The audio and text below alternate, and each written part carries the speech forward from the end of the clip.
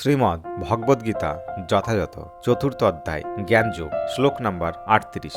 নহি জ্ঞানেন সদৃশম পবিত্রমিহ বিদ্যতে তৎস্বয়ং যোগ সংসিদ্ধ কালেনাত্মনি বিন্দ্যতি।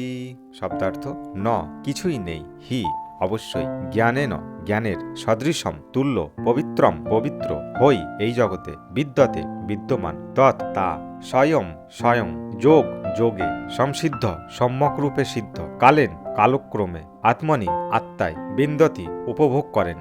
অনুবাদ: এই জগতে চিন্ময় জ্ঞানের মতো পবিত্র আর কিছুই নেই। এই জ্ঞান সমস্ত যোগের পরিপক্ক ফল। ভগবত ভক্তি অনুশীলনের মাধ্যমে যিনি এই জ্ঞান আয়ত্ত করেছেন তিনি কালক্রমে আত্মায় পরাশান্তি লাভ করেন। তাৎপর্য: জ্ঞানের তাৎপর্য হচ্ছে পরমার্থ উপলব্ধি। তাই এই দিব্য জ্ঞানের মতো মহিমাহিত্য ও নির্মল আর কিছুই নেই। আমাদের বন্ধনের কারণ হচ্ছে অজ্ঞান এবং মুক্তির কারণ হচ্ছে জ্ঞান। এই জ্ঞান হচ্ছে ভগবত ভক্তির সুপক্ক ফল। এই জ্ঞান যিনি লাভ করেছেন তাকে আর অন্যত্র শান্তির অন্বেষণ করতে হয় না, কেননা তিনি তার অন্তঃস্থলে নিত্য শান্তি উপভোগ করেন। পক্ষান্তরে বলা যায় এই জ্ঞান ও শান্তি কৃষ্ণ ভাবনামৃতে পর্যবসিত হয়। ভগবদ্গীতার এই হচ্ছে চরম উপদেশ।